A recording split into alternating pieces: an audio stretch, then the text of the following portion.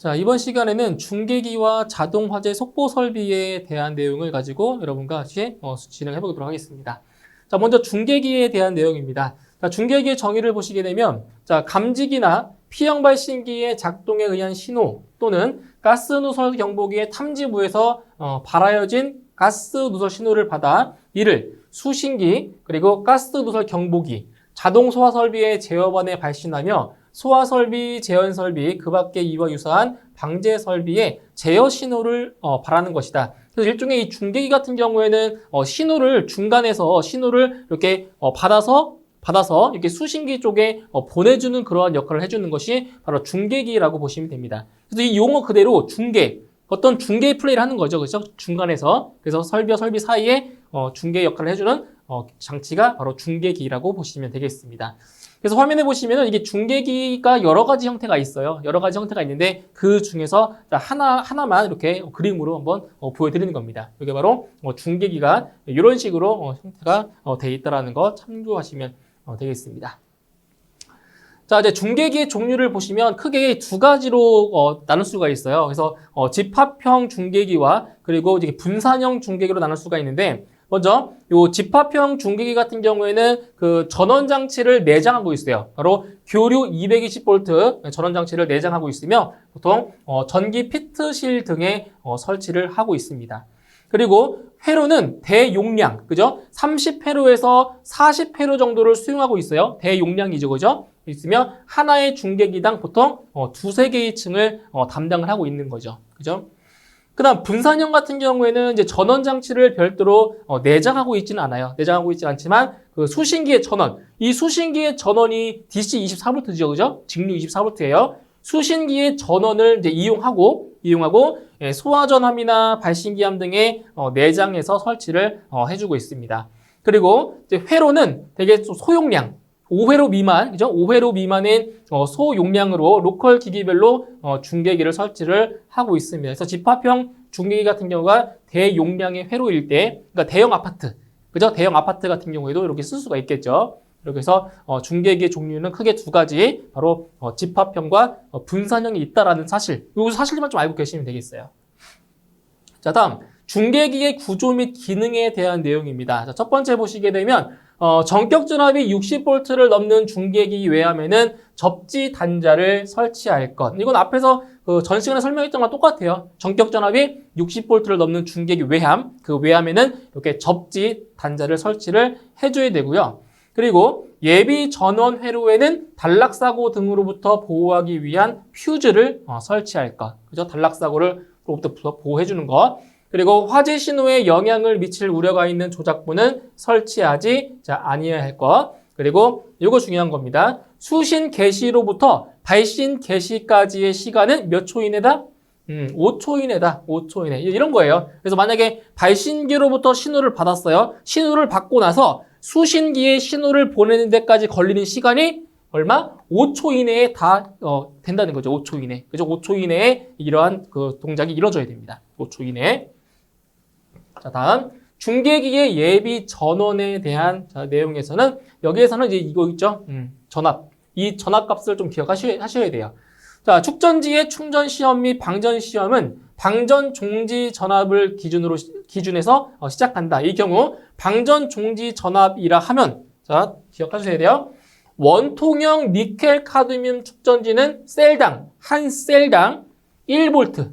자, 1V의 상태고요. 그 다음 무보수 밀폐형 연축전지는 단전지당 몇 볼트? 1.75V의 상태를 말한다. 그래서 이 전압값을 기억하셔야 됩니다. 아시겠죠? 예, 원통형 니켈 카드뮴 축전지는 셀당 1.0V.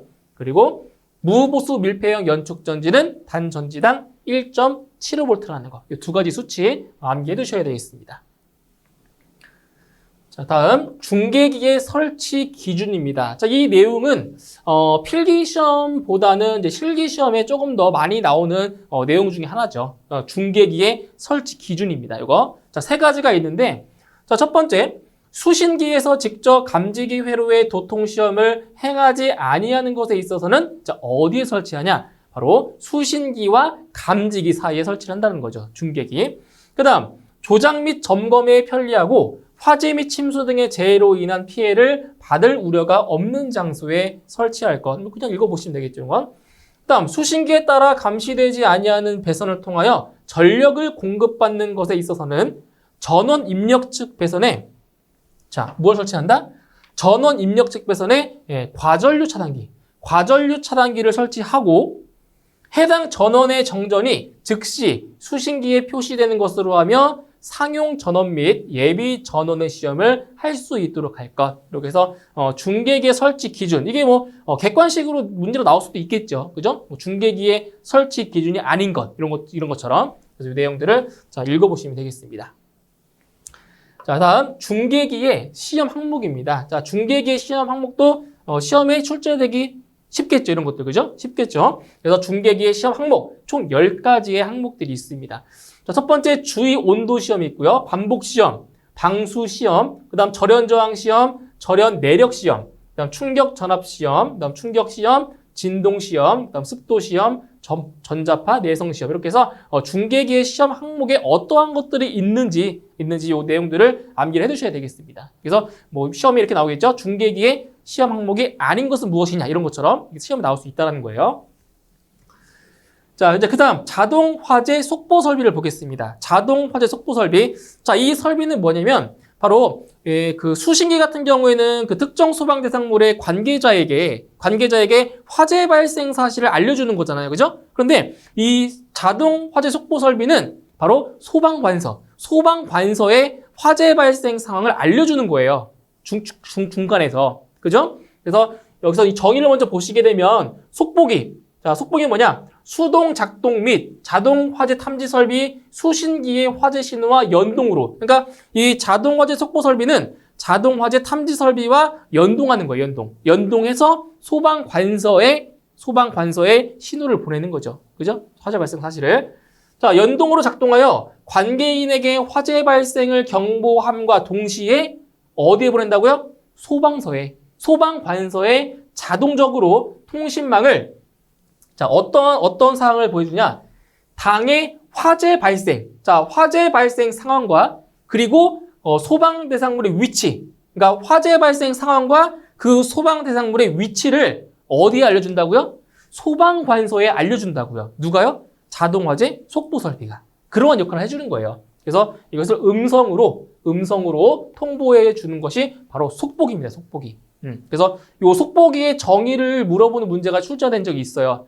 다음 이 내용을 설명하는 것이 무엇이냐? 속보기. 이런 식으로 나온 적이 있다고요. 그다음 통신망은 유선이나 무선 또는 유무선 겸용 방식을 구성하여 음성 또는 데이터 등을 전송할 수 있는 집합체다. 그냥 한번 쭉 읽어보시면 되겠죠. 속보기. 이 속보기의 정의는 암기하셔야 됩니다. 이거 속보기. 그 다음에 자동 화재 속보 설비의 기능이 있어요. 기능. 대표적으로 5가지 정도의 기능이 있는데 전부 다 어떠한 기능이냐? 다 표시 기능입니다. 다 표시 기능이에요. 그 어떤 표시 기능이냐? 첫 번째, 화재 경보의 표시 기능이다. 화재가 발생하면 알려주는 거죠. 그죠? 그 다음 작동 시간 표시 기능, 작동 횟수, 그리고 전화번호 표시, 그 다음 비상 스위치의 작동 표시 기능. 대표적으로 이렇게 5가지의 기능들이 있다라고 볼 수 있겠습니다. 다음 자동 화재 속보 설비의 설치 기준입니다. 이것도 시험에 잘 나오는 내용 중에 하나죠. 하나씩 볼게요. 첫 번째, 자동 화재 탐지 설비와 연동으로. 이거 기억하셔야 돼요. 어떤 설비와 연동된다고요? 어떤 설비와? 자동 화재 탐지 설비와 연동된다고요. 기억하세요. 자동 화재 탐지 설비와 연동되는 거예요. 연동으로 작동하여 자동적으로 화재 발생 상황을 어디에 보낸다고요? 어디에? 소방관서에 전달하는 거죠. 소방서에 전달하는 거예요. 이 경우 부가적으로 특정 소방 대상물의 관계인에게 화재 발생 상황을 전달되도록 할 수 있다. 그 다음, 조작 스위치의 위치 중요합니다. 조작 스위치는 어디에? 바닥으로부터 얼마? 0.8m 이상 1.5m 이하의 높이에 설치한다. 이게 뭐라고요? 가장 일반적인 설치 높이라고요. 모르면 이거 답하세요. 모르면. 거의 90% 이상이 다 이거예요. 아시겠죠?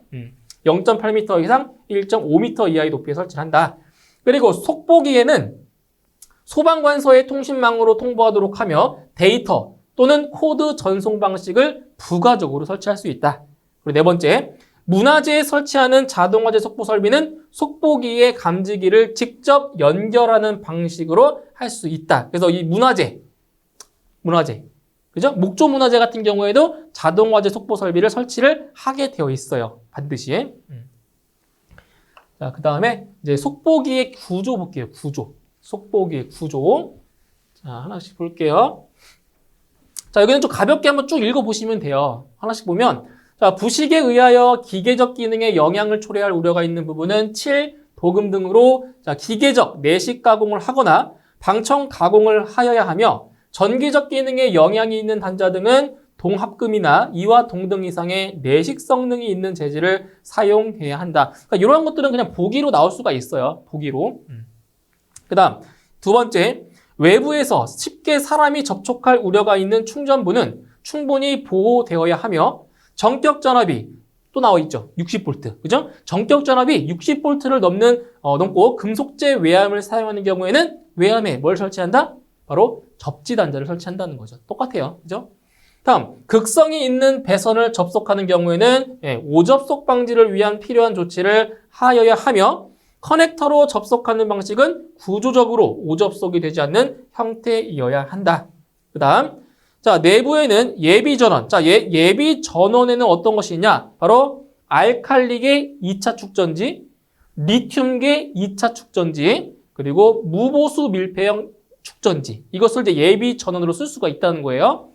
자, 그래서 내부에는 예비 전원을 설치하여야 하며 예비 전원의 인출선 또는 접속 단자는 오접속을 방지하기 위하여 적당한 색상에 의하여 극성을 구분할 수 있도록 하여야 한다. 그래서 오접속을 방지하기 위해서 극성을 구분하는 색상으로 구분할 수가 있다는 거죠. 그리고 예비 전원 회로에는 단락사고 등을 방지하기 위한 퓨즈, 차단기 등과 같은 보호 장치를 하여야 한다. 그런 사항도 있어요. 그 다음 전면에는 주 전원 및 예비 전원의 상태를 표시할 수 있는 장치와 작동 시 작동 여부를 표시하는 장치를 하여야 한다. 어떤 표시 등을 말하는 거겠죠. 그 다음 화재 표시 복구 스위치 및 음향 장치의 울림을 정지시킬 수 있는 스위치를 설치하여야 한다. 그러니까 이게 뭐냐면 이게 정지. 그러니까 이게 화재 발생을 알리고 나서 원래 상태로 되돌리게 하는 그러한 스위치를 설치를 한다라는 얘기예요. 그리고 작동 시 그 작동 시간과 작동 횟수를 표시할 수 있는 장치를 하여야 한다. 자, 아까 말씀드렸죠. 자동화재 속보 설비의 그 기능에서 작동 시간 표시 기능이 있었죠. 그리고 작동 횟수 표시 기능도 있었죠. 이러한 기능들이 다 있어야 된다는 거죠. 장치가 있어야 되고요. 그리고 이거 보세요. 자, 이거 여기 오답으로 나올 수 있어요. 수동. 자, 수동 통화용 송수화 장치를 설치해야 한다. 자, 자동 아니에요. 수동이에요. 수동 통화용 송수화 장치를 설치를 해야 되고요. 그리고 표시 등의 전구를 사용하는 경우에는 자, 두 개를 어떻게 연결한다? 직렬이 아니라 병렬로 두 개를 병렬로 설치를 하고요. 다만 발광 다이오드의 경우에는 제외다라는 거죠. 그죠? 그러니까 전구, 일반 전구를 사용하는 경우에는 병렬로 설치한다라는 거예요. 병렬.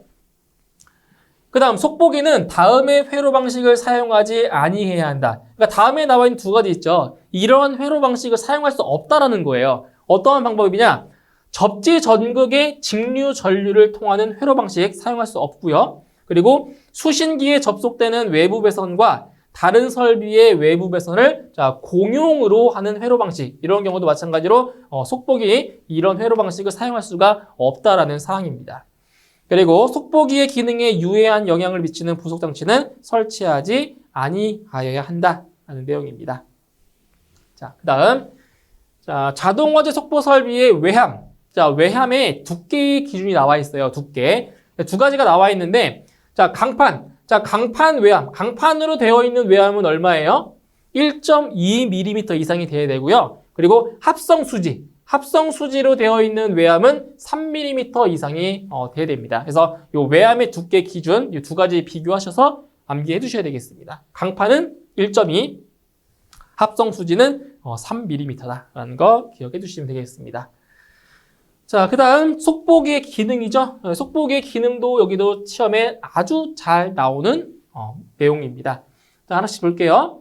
자, 작동 신호를 수신하거나 수동으로 동작시키는 경우 몇 초 이내에 20초 이내에 자, 20초 이내에 소방관서에 자동적으로 신호를 발하여 통보하되 몇 회 이상? 3회 이상. 3회 이상 속보할 수 있어야 한다. 이거 상당히 중요한 거예요. 자, 20초 이내에 자동적으로 신호를 보내야 되고요. 그리고 3회 이상 속보를 할 수 있어야 됩니다. 이거 상당히 중요한 겁니다. 이거 수치 이거. 그다음 주 전원이 정지한 경우에는 자동적으로 어떤 전원으로? 그렇죠? 예비 전원. 예비 전원으로 전환이 되고 주 전원이 정상 상태로 복귀한 경우에는 또 자동적으로 예비 전원에서 주 전원으로 뭐 할 수 있다? 전환이 된다라는 얘기입니다. 다음 예비 전원은 자동적으로 충전되어야 하며 자동 과충전 방지 장치가 있어야 하고 화재 신호를 수신하거나 속보기를 수동으로 동작시키는 경우 자동적으로 여기 있죠. 적색, 적색 화재 표시 등이 점등되고 그리고 음향 장치로 화재를 경보해야 하며 화재 표시 및 경보는 어떻게 한다고요? 수동으로 복구 및 정지시키지 않는 한 뭐다? 지속되어야 된다. 그죠? 그러니까 수동으로 복구시키지 않는 한 계속 표시 등이 점등이 되고 경보도 계속 해야 된다고요. 지속된다고요. 그 다음 연동 또는 수동으로 소방관서에 화재 발생 음성 정보를 속보 중인 경우에도 송수화 장치를 이용한 통화가 우선적으로 가능하여야 한다라는 거고요. 그 다음 예비 전원을 병렬로 접속하는 경우에는 역충전 방지 등의 조치를 하여야 한다. 자, 이런 기능들이 있어요. 자, 그 다음. 자, 예비 전원은 자, 감시 상태를 몇 분 동안 지속하냐? 감시 상태를 몇 분 동안? 60분 동안. 60분 동안 감시 상태를 지속한 후 몇 분 이상? 10분 이상 동작이 지속될 수 있는 용량이어야 한다. 그래서 감시 상태 60분, 그리고 동작 시간 10분 이상. 이렇게. 그 다음 속보기는 연동 또는 수동 작동에 의한 다이얼링 후 소방관서와 전화 접속이 이루어지지 않는 경우에는 자 보세요. 최초 다이얼링을 포함하여 몇 회 이상? 10회 이상 반복적으로 접속을 위한 다이얼링이 이루어져야 된다. 그러니까 이 소방관서와 전화 연결을 하는데 자 이게 전화 연결 안 됐어요. 안 된 경우에는 몇 회? 10회 이상. 10회. 그러니까 처음에 그 전화 건 횟수도 포함되는 거예요. 10회 이상 반복적으로 접속을 위한 다이얼링이 이루어져야 되고 이 경우 매회 다이얼링 완료 후 호출은 몇 초 이상? 몇 초? 30초 이상 지속이 되어야 한다. 여기 기억하세요. 10회 이상 그리고 30초 이상. 이거 기억해 주시고요. 그 다음 속보기의 송수화 장치가 정상 위치가 아닌 경우에도 연동 또는 수동으로 속보가 가능해야 하고요. 음성으로 통보되는 속보 내용을 통하여 당해 소방대상물의 위치, 그죠? 소방대상물의 위치, 화재 발생 및 속보기에 의한 신고임을 확인할 수가 있어야 한다. 그리고 속보기는 음성 속보 방식 외에 데이터 또는 코드 전송 방식 등을 이용한 속보 기능을 부가로 설치할 수가 있고요. 소방관서 등에 구축된 접수 시스템 또는 별도의 시험용 시스템을 이용해서 시험을 한다라는 사항이 있습니다. 자, 그다음 부품의 구조 및 기능에 대한 사항입니다. 자, 먼저 전원 변압기 나와 있죠. 자, 여기서는 이걸 기억해 주셔야 돼요. 자, 전원 변압기의 용량은 최대 사용 전류입니다. 뭐 최대 사용 전압 아니에요. 최대 사용 전류에 연속하여 견딜 수 있는 것이어야 한다라는 거예요. 전원 변압기의 용량은 최대 사용 전류예요. 최대 사용 전류에 연속하여 견딜 수 있는 것이어야 한다. 그래서 퓨즈에 대한 사항 한번 읽어보시면 되겠고요. 그 다음에 예비 전원에 대한 사항입니다. 자, 예비 전원에서는 지금 상온충 방전 시험이 있어요. 상온충 방전 시험이 있고요. 그 다음에 여기 보시면 주의 온도 충 방전 시험이 있죠. 자, 이 사항 같은 경우는 그냥 읽어보시면 돼요. 읽어보시고요. 자, 한 가지만 좀 설명드릴게요. 자, 여기 보세요, 여기. 자, 주의 온도 충 방전 시험에서 자, 무보수 밀폐형 연축전지는 방전 종지 전압 상태에서 0.1C로 48시간 충전한 다음 1시간 방치하여 0.0으로 방전시킬 때 전격 용량의 95% 용량을 지속하는 시간이 몇 분 이상이다? 몇 분 이상이다? 30분 이상이어야 한다. 이거 기억해 주세요. 30분 이상이어야 하며 외관이 부풀어 오르거나 누액 등이 생기지 아니하여야 한다. 이렇게 해서 이 사항은 좀 반드시 암기해 주시고요. 나머지 여기 보시면 그 상온충 방전 시험하고 그리고 여기 나와 있는 주위 온도 충 방전 시험 있죠. 이건 한번 읽어보시면 돼요. 그러니까 이게 왜냐면은 그 최근 그 시험에 나오는 추세가 화재 안전 기준에 나온 그 있는 내용만 출제되는 것이 아니라 이렇게 그 기능, 그러니까 어떤 설비들의 기능에 대해서도 출제가 되고 있기 때문에 이러한 사항들까지 조금 자세하게 공부를 더 해주셔야 돼요. 그러니까 화재 안전 기준에 있는 내용의 비중이 좀 낮아졌기 때문에 그 외의 요소들에 대해서 더 공부를 하셔야 됩니다. 그래서 어려운 거예요. 그래서 자, 그 다음에 저기 보세요. 자, 전원 전압 변동 시의 기능 한번 볼게요. 자, 속보기는 전원의 전격 전압의 몇 퍼센트? 전격 전압의 80%와 전격 전압의 120%의 전압을 인가하는 경우 바로 정상적인 기능을 발휘해야 한다. 이거 기억해 주시면 돼요. 속보기는 전원의 몇 퍼센트? 전격 전압의 80% 및 120% 전압이 되겠죠. 그죠? 그러니까 결국 이거는 이렇게도 표현할 수 있어요. 전격 전압. 전격 전압의 플러스 마이너스 20%.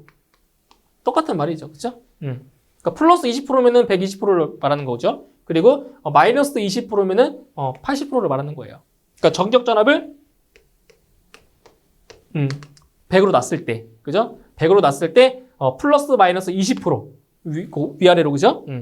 이렇게 그 전압을 인가했을 경우 정상적으로 작동을 한다는 얘기입니다. 이거는.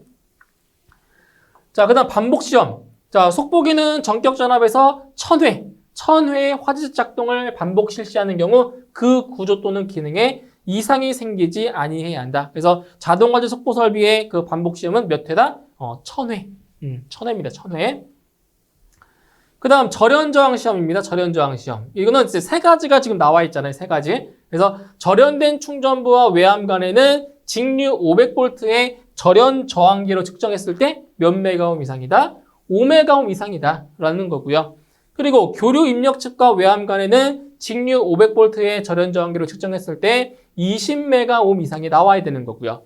그리고 절연된 선로관을 측정했을 때는 직류 500V의 절연 저항기로 측정했을 때 20메가옴 이상이 나와야 되는 거죠. 이렇게 해서 절연 저항 시험까지도 좀 기억을 해 두셔야 되겠어요.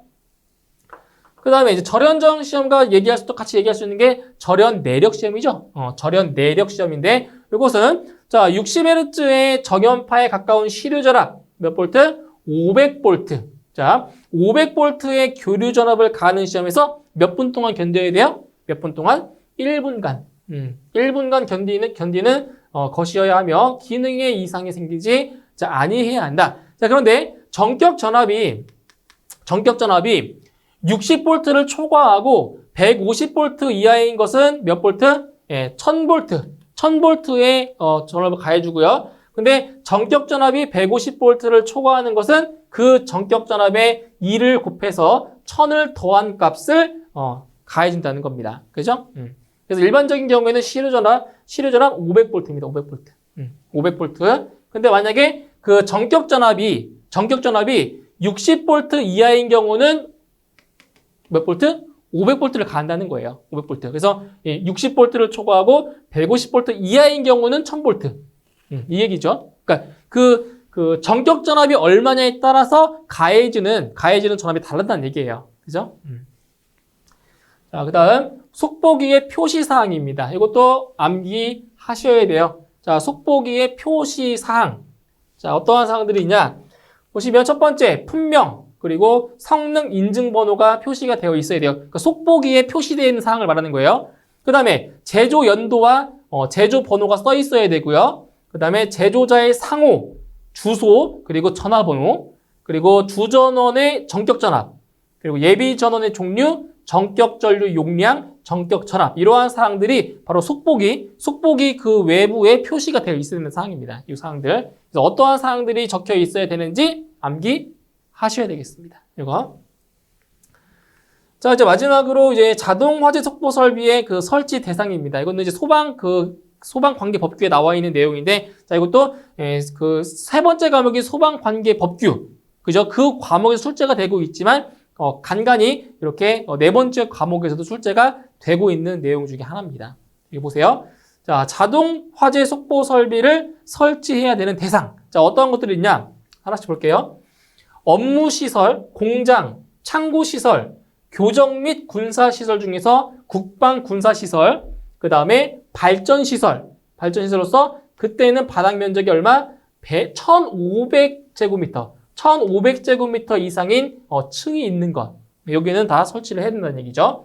그 다음에 노유자 생활시설. 이거는 면적에 관계없이 노유자 생활시설에는 다 설치해야 되고요.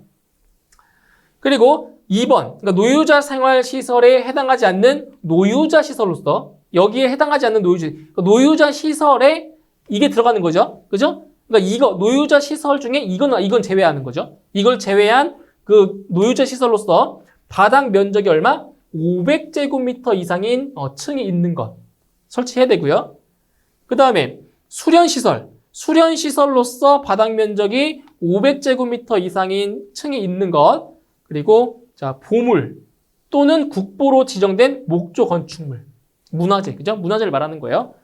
국보로 지정된, 보물이나 국보로 지정된 목조 건축물에는 면적에 관계없이 무조건 설치를 해줘야 돼요. 무조건.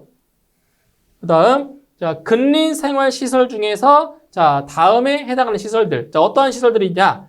의원, 치과의원, 그리고 한의원으로서 입원실이 있는 시설. 그러니까 입원실이 없으면 안 돼요. 입원실이 있는 시설에 설치해야 되고요. 그리고 조산원, 그리고 산후조리원 설치해야 돼요. 그 다음 의료시설 중에서 다음에 해당하는 것, 의료시설 중에서. 그래서 종합병원, 병원, 치과병원, 한방병원 및 요양병원. 근데 정신병원과 의료재활시설을 제외한 겁니다.